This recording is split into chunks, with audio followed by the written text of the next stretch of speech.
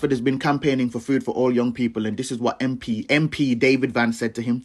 Hello, Marcus Rashford. Unfortunately, there is a disproportionate problem within the UK Afro-Caribbean community of black men abandoning their pregnant girlfriends never to be seen again. In order to understand your comment below, can you confirm if you have met your father? Reading this made me mad, bro. It made me feel like giving up for a second, man. It made tears come to my eyes at one point, and as well as people think I can put words together, I promise you, white allies that may be watching this, there are no words to describe how this makes me feel. I honestly feel like I'm where I'm not wanted, bro.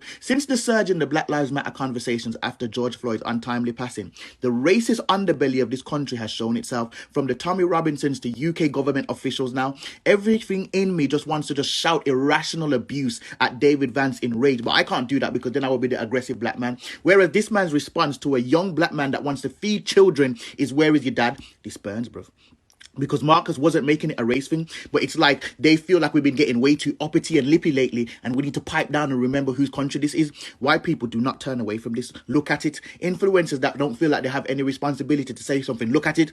After you look at it, then you can turn away, but don't pretend that you don't see it. Don't pretend that you don't live in the same country I live in, where our leaders are allowed to say this to people of our community. Look at the comfortability, bro, in saying this and feeling like there will be no repercussions. Imagine the things he doesn't say. Imagine the things that they say amongst themselves. We have to keep fighting the fight, because I don't want future generations to feel like I feel now, because I feel sick, bro. This is the attack and disrespect we as a people have to receive. I can't tell anyone else what to do, but I'm going to keep talking, because I'm not going to be the one that's only me uncomfortable. White racists want to make us feel awkward and then have us feeling like we shouldn't kick up a fuss for fear of making it awkward for everyone else.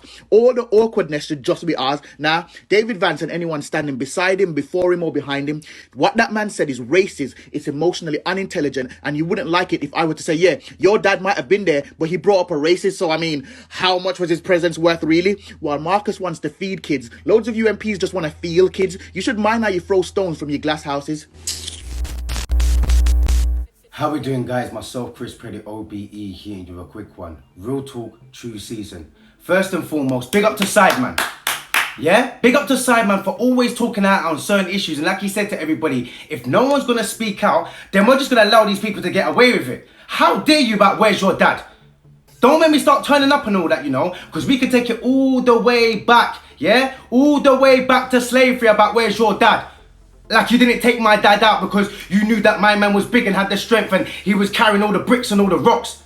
Don't tell me where's my dad when my dad was there fixing Big Ben. When my dad was there making your roads, yeah? When making your buildings. Don't tell me where's my dad when my dad built your economy, built your system. Don't tell me where's my dad when my dad was a part of a movement that uplifted their people, that we was in the household until you allowed women to come along, yeah? When we was fighting for equal rights. Everyone forgets, let's sit down and break down some history, yeah? Because we was fighting for equal rights. Yeah, then they brought out the women's rights movement, yeah, and then women started to fight for their rights, and then that's what separated our men and our women. Do you understand what I'm trying to say? So if you want to break it down, and then you brought in the system, then you brought in benefits, then you said to our women, you don't need the black man.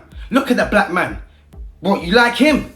He's nothing. He's never going to be nothing. He's never going to amount to nothing. He's never going to be nothing because we don't see him as a human being. He's an N-word. He's a monkey. These are how they talk to us. So our own women now are now looking at us like, rah, like maybe my guy is not the one. So don't tell me where's your dad. Don't tell me where's my people when my people constantly come in and back you guys all the time. What you forget, man, when you was growing up in the hundreds of thousands and Henry VIII's days, that you wasn't throwing piss and at your window because you didn't know how to clean yourself. What you forget on the reasons why you had the plague. Why do you have the plague? Because you lot was nasty. What everyone forget about Black Ripper, yeah? What, wasn't he a rapist? Went around raping bare people, but you run around, bruv, and scream at his name like he was a hero. Bare nasty fiddling man, and you're telling me where's my dad? You lot love fiddling children, and my man's trying to save children and trying to put food in their belly. It's funny that, innit? It's really, really funny that, but this is what really, really frustrates me, guys, and that's why I'm not having none of it, yeah? My foot's at all of their necks. My foot's at anybody's neck that has got a cheek, or how dare they even sit there and say, where is your father? Where is this? This is the whole reasons why right now I'm going through what I'm going through with my child. And others are going through what they're going through their child, because there's people out there and the system out there is allowing people to feel like they can do this to us and then turn around and be like, where was your dad? Shut up, how dare you? You're lucky you don't get a slap, rude boy. Do you understand what I'm trying to say? So, but guys, we need to speak up. We need to understand what's going on within our own community. And when we see these kind of things, we've got to stand up. We've got to stand up for Rashford. Yeah, and we've got to wheel at these kind of people and let them know, brother, I'll put my foot on your neck the next time you talk like that again. I'm not playing. I'm sick and I'm tired. And the way that everyone's just being racist now, like, it's calm. Oh, don't speak up, Chris. Oh, keep speaking up your black matters and rare, and more people are being racist. And then everyone's like, oh, that's one or two people, though. What, are you crazy? Is everybody all right? Is everybody just feel like they can just throw stones now, yeah? Don't make me start throwing stones. Because like I said to someone the other day, everybody is lucky that we are just still trying to be civil. And we're not trying to turn up. You're lucky that someone don't come out their house right now and just start licking down some of you guys. Real talk. Real talk now. You're lucky that some of us black people are not even feeling like, rah, we want to go back for revenge and go back for war. You're lucky.